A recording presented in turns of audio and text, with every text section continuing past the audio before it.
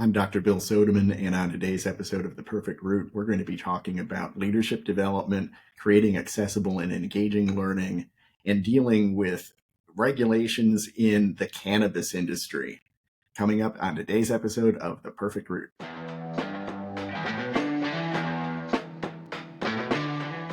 Welcome to today's show. I am so pleased to be joined by Valerie Marsh, who's the Senior Director of Learning and Development for Jushi. Hello, Valerie. Hi, Bill. Thanks for having me. Oh, we're glad to have you on the show today. And I'm sure we'll have an interesting conversation. You and I have already spoken a couple of times, and it's been an eye opener for me just because not only of your background, but what you do, and that's going to come out for our viewers today.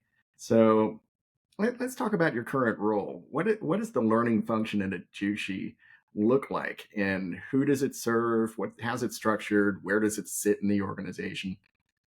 Yeah, absolutely. So, in some ways, we're a traditional L&D team. We sit under the HR org, but I'm a little unique in that our industry, we're a vertically integrated multi-state operating cannabis company. So we have cultivation, manufacturing, processing, wholesale, retail, and then what I call kind of the corporate arm of training. That's sexual harassment, DEI, those kind of things.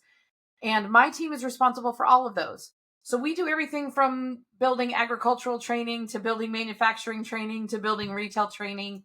So it's exciting in that way because we're almost kind of multi-industry within one industry. But there's just three of us. So it's myself and two team members who do multiple roles. They do development, instructional design, LMS administration. That's one thing I'm passionate about in all of my teams everywhere I've been is that they're cross-functional. So no one Mhm. has just one sole function within the team. That's a great perspective to have. Back in my days in learning and development, when I was running departments, same thing.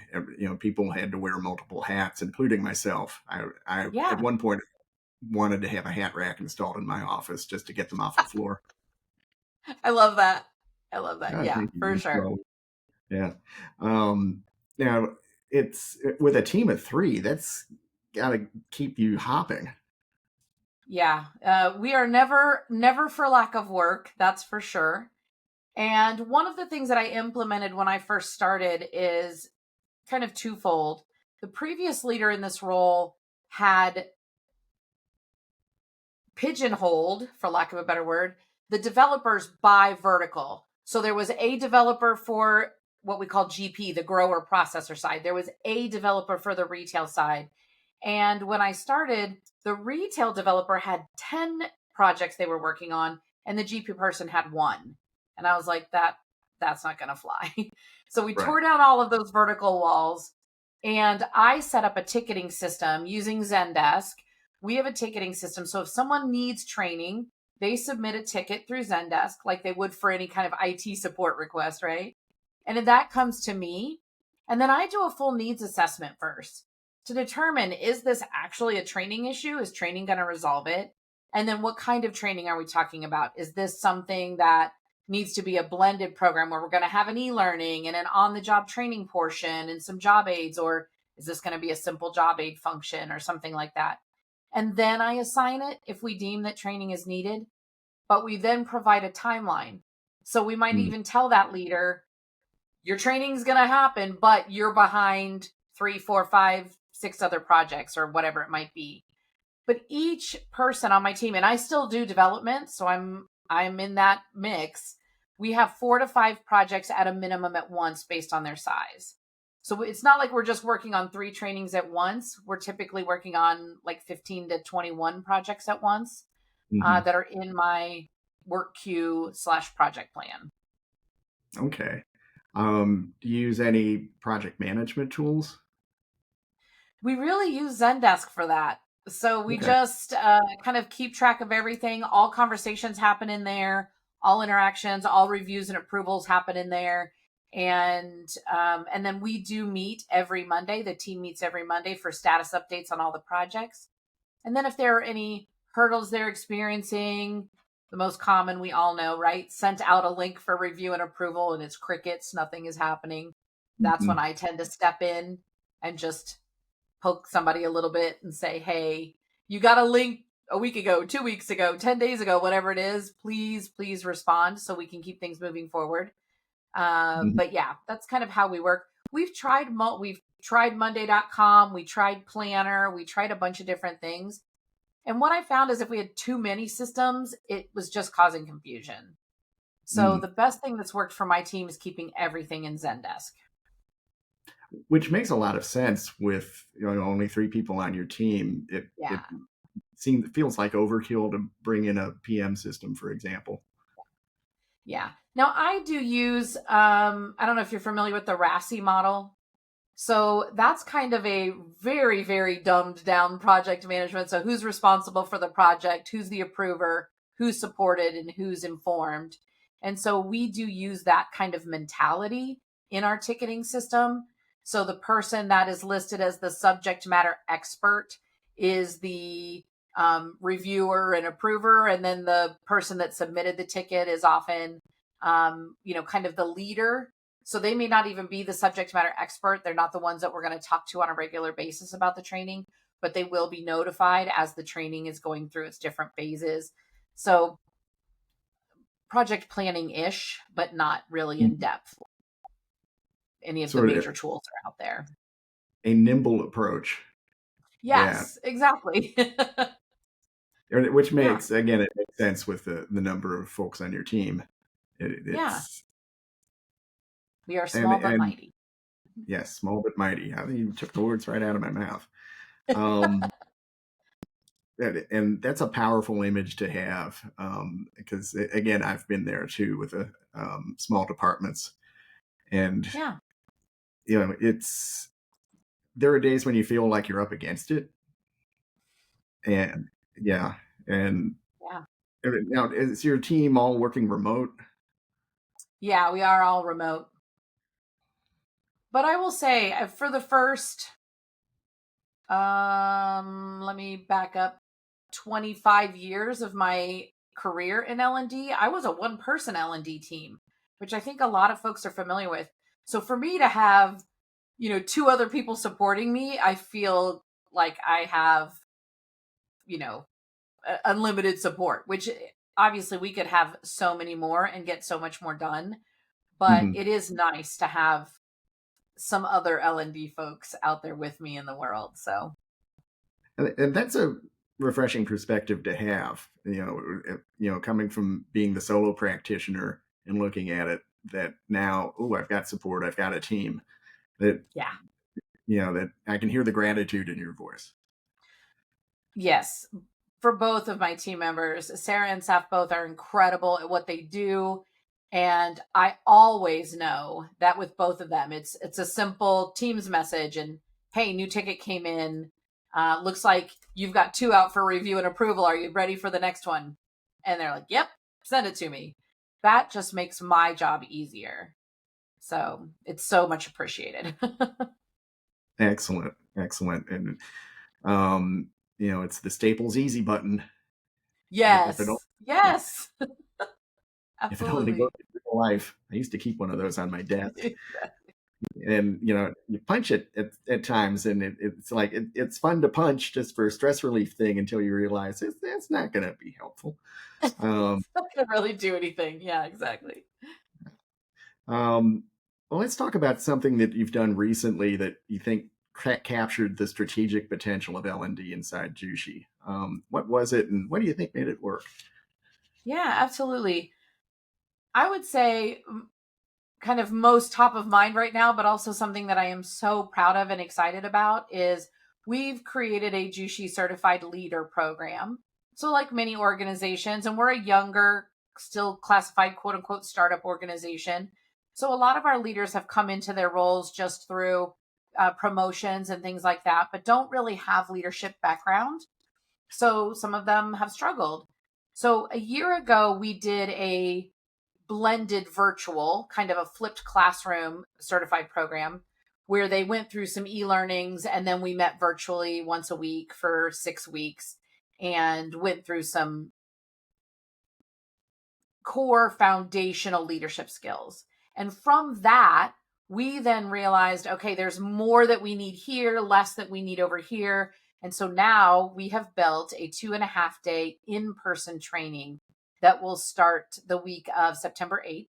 We will be traveling to all of our locations, bringing all of our leaders together in those regions. So like we're starting in Philadelphia, and I think we've got 8 or 9 locations in Philadelphia. So all of the leaders will be coming together for this 2.5-day in-person leadership facilitated workshop. So that's the other thing. Not me, not anyone else is going to be standing in front of the room with PowerPoint slides behind us talking at them. Everything is kind of group project work.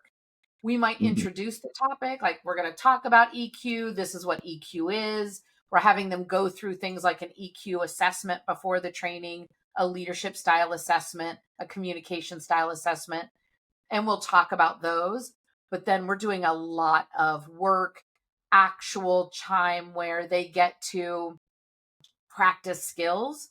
So we have a whole section on difficult conversations. They're going to actually have difficult conversations in that workshop. So it's not going to be a traditional someone standing in the front speaking at them for 2.5 days. It's going to be a lot of work. And actually in the front cover of the workbook, it says, get ready to get uncomfortable. We are going to get you outside of your comfort zone as we go through the next 2.5 days. So I'm very excited about that. It does sound exciting. And getting outside the comfort zone, that's a big part of these kinds of culture building events. Yeah. And I think for learning as well, right? Because we learn more when we have that emotional reaction to something. So whether it's we had a whole lot of fun or a whole lot of discomfort or a whole lot of emotional expression, whatever it is, those are the things that really stick with us the most. So I don't want to make it just a classroom presentation. I want to make it an experience. And 2.5 days to do it makes it gives you you want to say the luxury of time, but I find as I get closer to go hour, I start questioning what am I doing? Why am I doing this? Is this going to work? And most of the time, in the end, it works and everything's great. Yeah. But Yeah. 2.5 days is a pretty significant investment of time. How did you get the leadership buy-in for this? So it obviously took some time. We started when leadership actually came to me and asked for this training, we put it together as an in-person training. And then came well, can't we do it online because we don't want to spend the money? That always happens. And I said, well, we can do it, but it will not be as impactful because now I have to take it out of like a facilitated workshop into more of a, you do an e-learning and then we get together and talk about it kind of a thing. Well, let's do that. So that's what we did. And I think we had 40 some leaders go through that training all at once, which also is challenging. When you've got 40 people in a Teams call all at once, 2/3 of them don't have their camera on, they're multitasking, all of that is happening, right? But we had all of the executive leadership there that had asked for this, so they were seeing it in real time happen. And then coming later and saying, oh, I realize that we are absolutely going to have to do this in person. And so I think it was kind of just an evolution, right? I'm one who kind of says, well, let's learn from it wasn't necessarily a mistake doing it the other way, but let's learn as we go and say, oh, we could do this better, right? We could make it something a little bit more. And that would be doing it in person. So the great news is I'm even hearing from the leaders that we're bringing to the training that they're excited about it. So I think it's going to be really impactful because you also know when you bring folks together, sometimes they're like, oh no.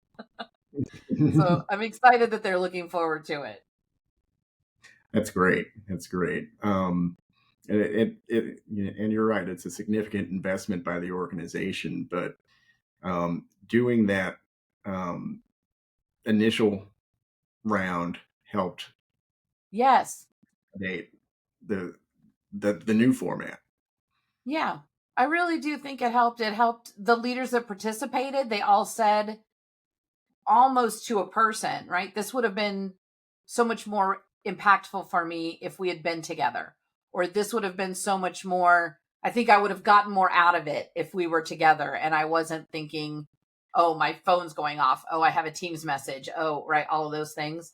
So we're committed during this actual 2.5 day workshop that they're going to turn their phones off and be present for the training, and obviously not be in their Hmm. facilities. So that will really help as well, because people can't just knock on their door and say, hey, we've got this happening, or a delivery has arrived, or Right. something like that. So I think it'll make everybody a lot more present.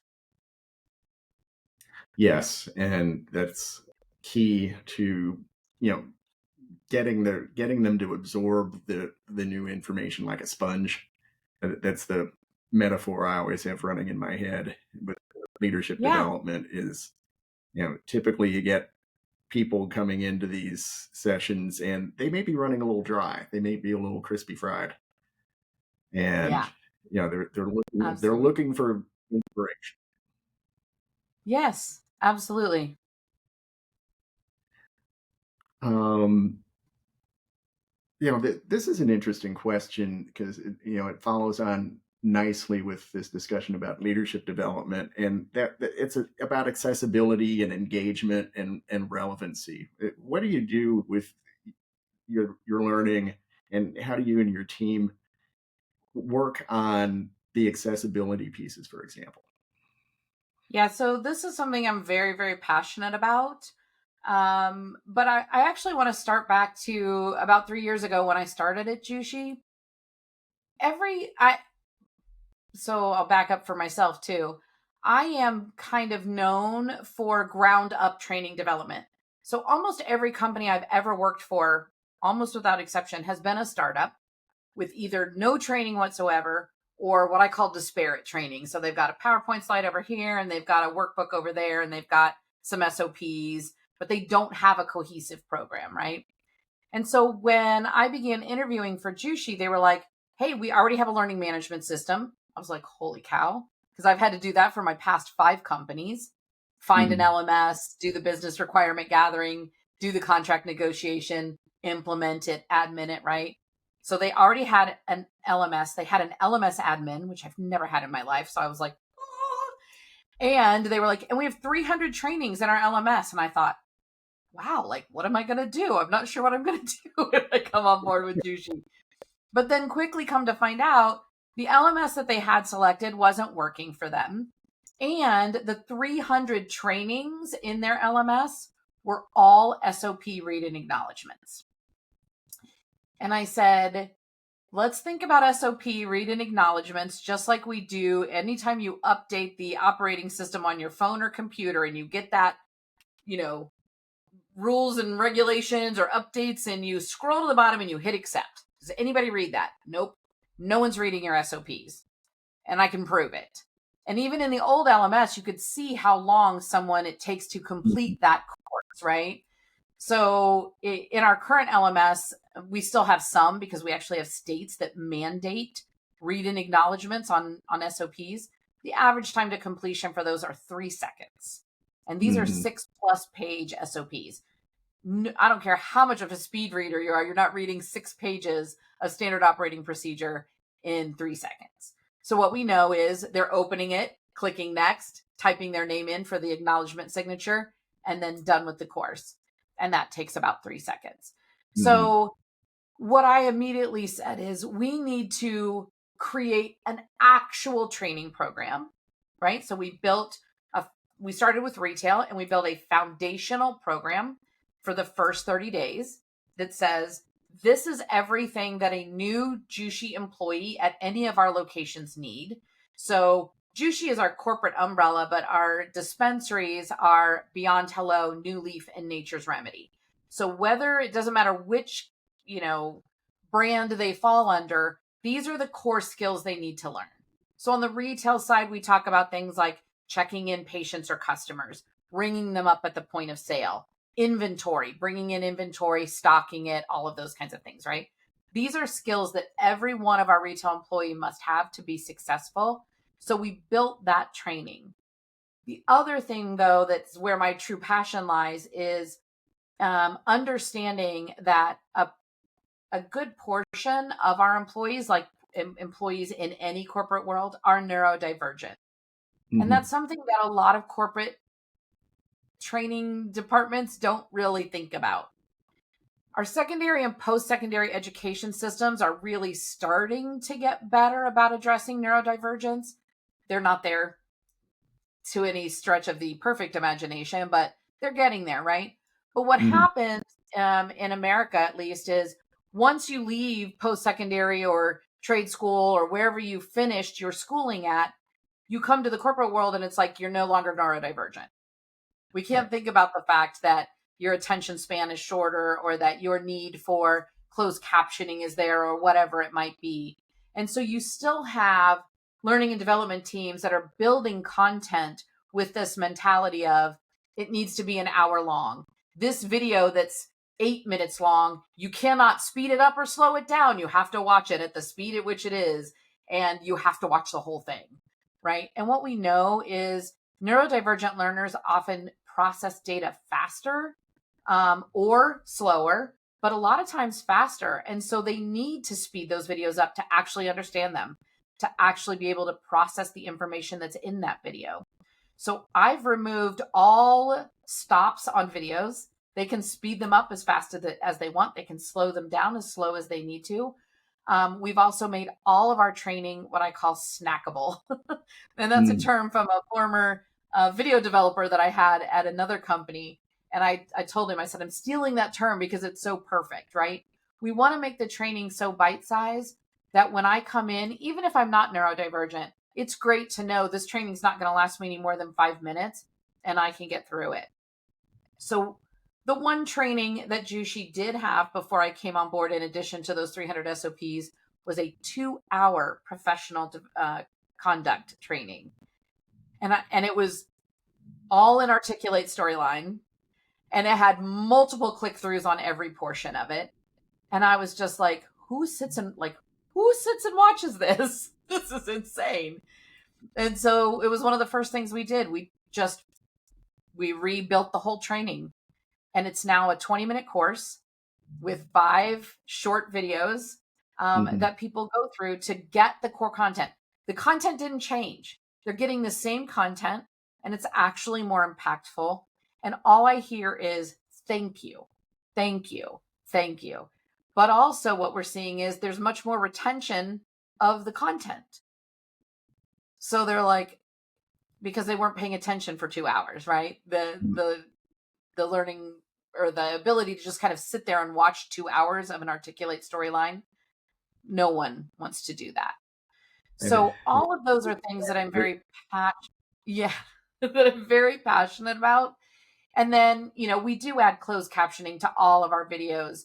And what's very interesting for me is recently I've had 2 leaders come and say, I don't know what you're doing, but the training is just really leveled up. Like things are so much better.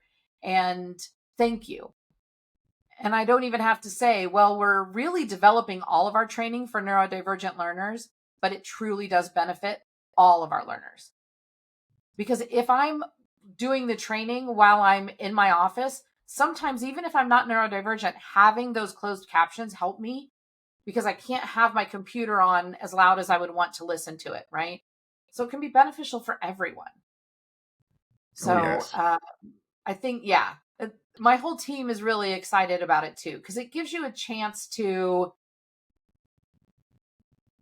more easily create content that is also plug and play in different ways. So we can Hmm. use a piece of this training over here and a piece from that training over here when we need to. And also when we need to make updates, it's an update to this little 3-minute video rather than an update to this 2-hour storyline. Hmm.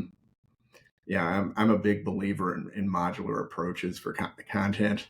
Yeah. Um, and that's from my background in information systems. I taught computer programming for a number of years and ran a Yeah. web consultancy. And you have to be nimble in that world. So Yes. I'm glad to hear you Yes. that you apply the same principles. And I myself am neurodivergent, so I'm one of those people who speeds up the Yeah.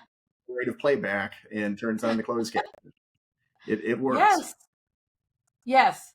But I think what will be interesting is if you worked with a bunch of neurotypical folks, you would see them doing the same thing. You would see them speeding up or slowing down video. You would see them turning on the closed Mhm. captioning. And it's just because it's beneficial across the board.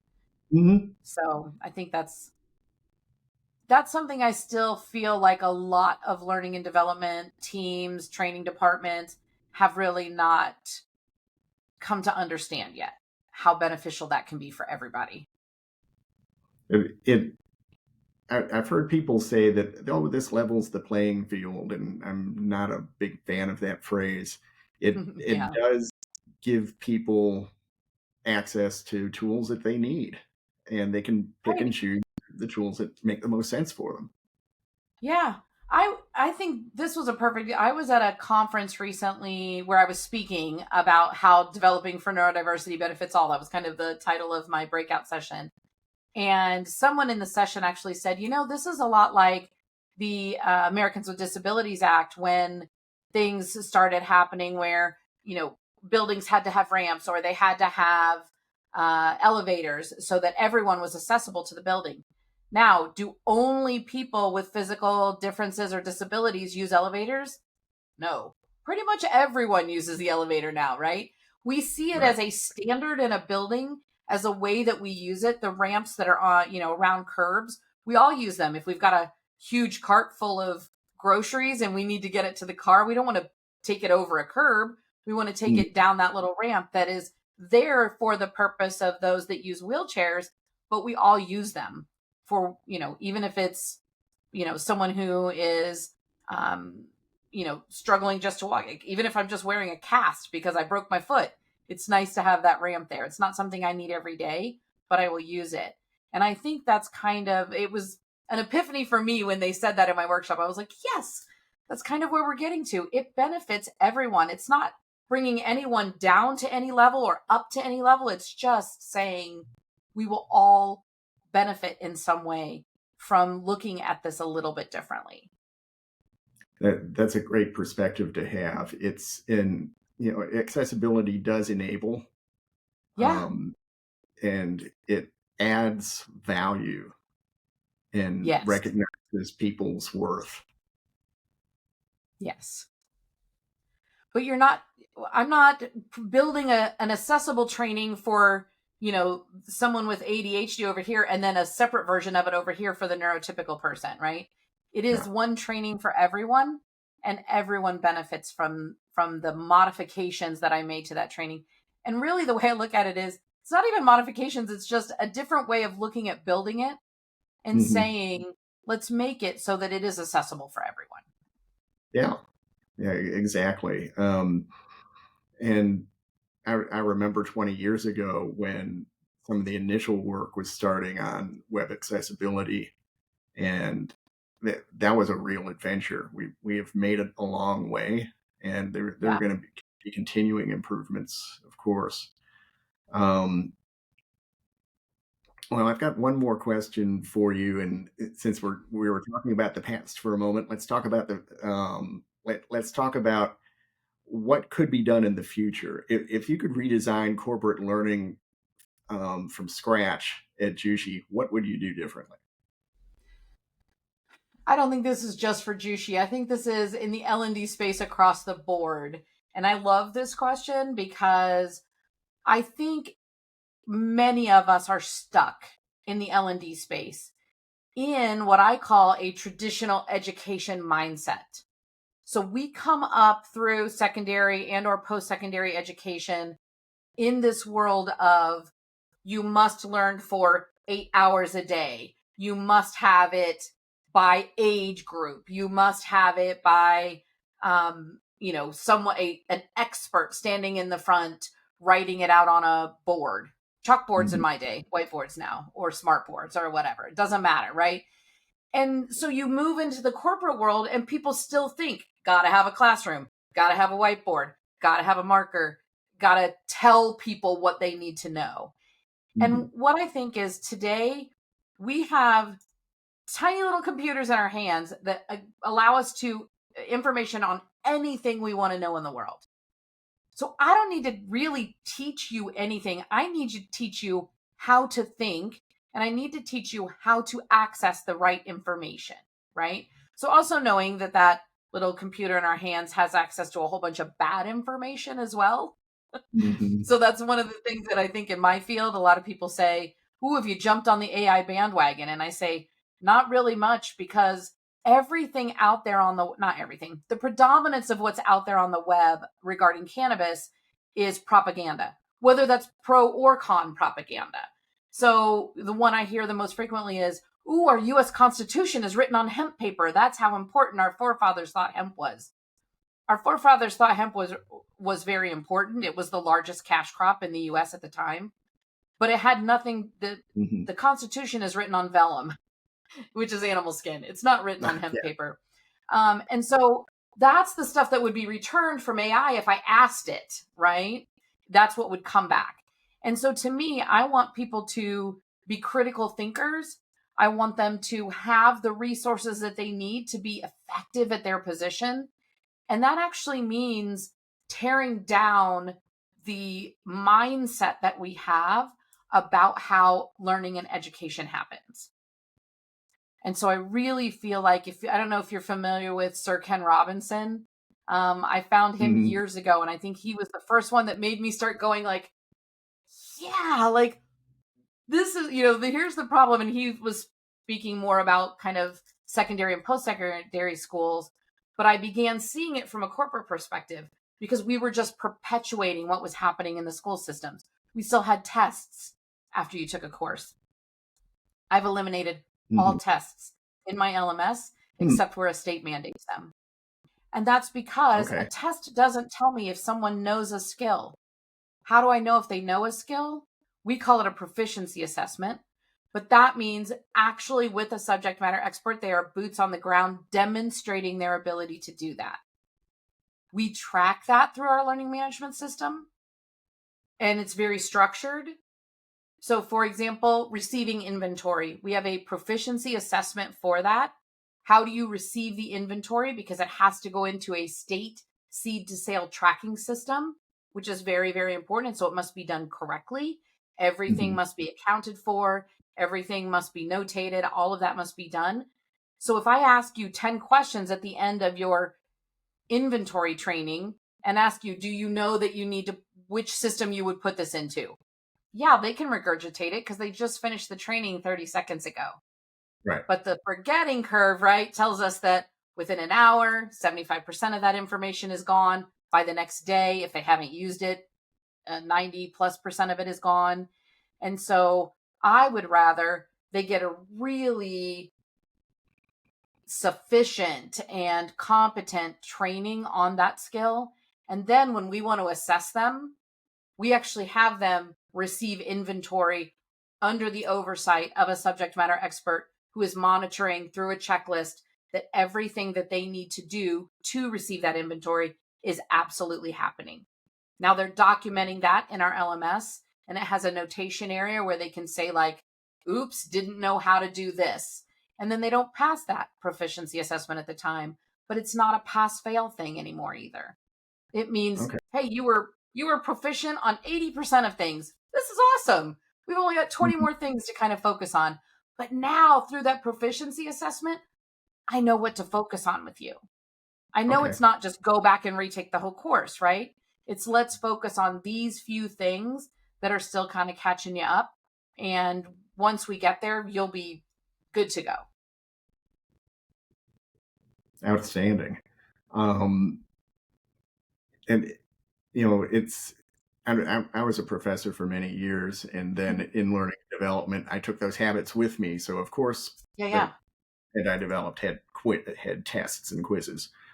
Yep. Um, and something that has been on my mind for a couple of years now, since we managed to get out of the pandemic, we've got this group of children and young adults who are moving up through the educational system, and they've lacked uh, 2 or 3 formative years of classroom training, Mm-hmm. um, to put it another way, being trained on how to behave in the classroom and Yeah, how to look like you're absorbing information in the classroom. right. But And are we teaching, what are we teaching them, right? In right, my mind, we are teaching them that what's important here is that you sit in your chair and you look at the teacher. Are they right. learning anything? Who knows? Some might be, but the predominance of them, no. Their brains are somewhere else. So, how Hmm. about we create a space where learning is encouraged? Failure is encouraged. I think that's the other thing we really lack in our system, right? We tell students that if you don't get a C or better, essentially your value to our society is nothing or less than or worse, right? But what we also know is if we look at a lot of folks that are, who we view very highly in the system, you'll hear them say, I dropped out of college, I dropped out of school, I did very poorly in school. Over and over and over again, you hear that from some of our brightest minds in the business space, in the education space, and a lot of other places. And I think we are doing a huge disservice to more kids than not with our current education system. But then I transfer that and say we do the exact same thing in the corporate world then. We don't really grasp the skills and the abilities and the knowledge base that we have with our employees when we tie them to a 5, 10, 15, 25, 50 question test at the end of Hmm. an e-learning. Yeah. It doesn't tell us anything. And all it tells us is who can put up with how much of it for how long. Right. Yeah. Right. It's just another sign of change. I remember going to college with my electric typewriter, Yeah. and within the Same. first year, within the first year, I found my way to the computer lab, and I was typing my papers on a green screen because I could actually edit the darn paper. Um, Yeah. so I found a way to Yeah. adapt and I overcome. remember those days. Yeah. It wasn't until my senior year in college that my university got their first computer lab. It was an Apple lab, but it was still Okay. all green screen. So you had to type in the C colon backslash backslash start, all of that Yes. kind of fun stuff. Yeah. So yeah, we've been there. But now kids have a tiny little thing in their pocket that allows them to access to any piece of information they want anywhere in the world in Hmm. fractions of a second, right? So, what if we taught them how to access that information and how to critically think about that information that they're receiving, Hmm. right? And how to look at that and say, oh, I'm not sure this is good information. Maybe I need to dig a little further on that. And I think that that's an important skill that adults still need to learn as well. Oh, we always have needed to learn it. It's having a black mirror in front of our faces just makes it so much faster to pull up information and go down a rabbit hole. Yeah, right. um, yeah. Exactly. And the other thing that comes to mind while we were talking is that the cannabis retail industry is relatively new. In If you look at Right. the timeline of Very. retail, it's a relatively new thing. So you've had the benefit of being able to start up an industry without baggage. Yes and no, because I will say the one thing that's interesting about my space is because we're not federally legal, we work like a multinational company in one country because Hmm. every state determines their own laws, rules, and regulations. So, like I tell Really? people all the time, a great example for us is we have to have a training for how to destroy medicated product. Because if the product goes bad, if it gets dropped on the floor, if something happens to it, we have to destroy it. And we're still classified as a Schedule 1 narcotic. So that means that we have very strict regulate. We can't just throw it in the trash. We Hmm. literally have to, in most cases, in almost every state, well, in every state, we have to do this part. We have to grind it in some way so that it is no longer recognizable as cannabis product. So Hmm. whether that's whether we just snip it all and put it in a trash bag, or in many states, it goes through an industrial grinder and goes into a trash bag, but then it has to be mixed with non-viable product. So that might be cardboard, cat litter, cement, something that has to be mixed with the product so that someone couldn't take it out and consume it. But every state determines what that is. And believe it or not, every state's rules and regulations on that one topic are so different that, like for Jushi, we're retail operating in 7 states. I have to have 7 destruction of medicated product trainings because I Wow. can't just make a here's how Jushi wants you to destroy the product training, right? I have to say the state of Illinois requires you do it this way. The state of Ohio requires that you do it this way. The state of Massachusetts does it still differently. And so it's really interesting. For me, I find that kind of fun because it means kind of seeing how, for me, how minds think about these things out there in the world, but also then to still come at it from, it's pretty much we're destroying medicated product, right? We're just Okay. making it non-viable. And that's really what's important for you to know. And here are the steps to do that. So, but yeah, we are brand new. So it's been very fun to come Mm. into a space that doesn't have any preconceived notions of what training a bud tender looks like or what training a grower looks like, right? But the people that I've learned the most from are what we call legacy folks. So people that came from quote unquote the pre-legal cannabis space. They know how to grow this plant. They Mm. know how to manufacture this plant into oils and concentrates and those types of things. And they really do know how to sell it. So they're the subject matter experts that I want to learn from. Yeah, that's another interesting piece that came to mind. It's and I love that word legacy. We use it in Yeah. IT, um, but you've got to honor your traditions and the knowledge that is already accumulated. Yeah. Why not bring that into the training? And Right. it just makes it more real. Yeah. And I mean, this is a plant that's been around for millennia, right? And it has so many amazing qualities and features and aspects. And we are still learning today about this plant. Every day, almost new cannabinoids are being identified, new flavonoids, new terpenes. All of those things are coming down the pike. And then the science that we're taking from that and how it works in the human body is exciting. So it's Wow. not something like other industries where I've been in where this is how we've always done it. This is how we're always going to do it. Nothing's going to change. Hmm. Except, in fintech, you went from a calculator to a Yeah. computer calculating the numbers. But other than that, you still calculate the numbers, right? So we're Yeah. still learning as we go, which makes it exciting. Continuous improvement, knowledge Yeah. management, all sorts of fun things pop up there. Well, are there any last things you want to impart upon us before we move along with our day? No, I really appreciate this opportunity. I've loved having this conversation. And I hope that if nothing else, someone, will take away one thing from this and go, hey, we could just remove those blocks that we have on our videos and let people speed them up. And our training's not going to get worse. It's going to get better. Like, I feel Mm. like those are the moments where when I do these things, I just dream about just one person out there removing the guardrails around their videos and making things better for their learners. That's all I hope comes out of this. Me too.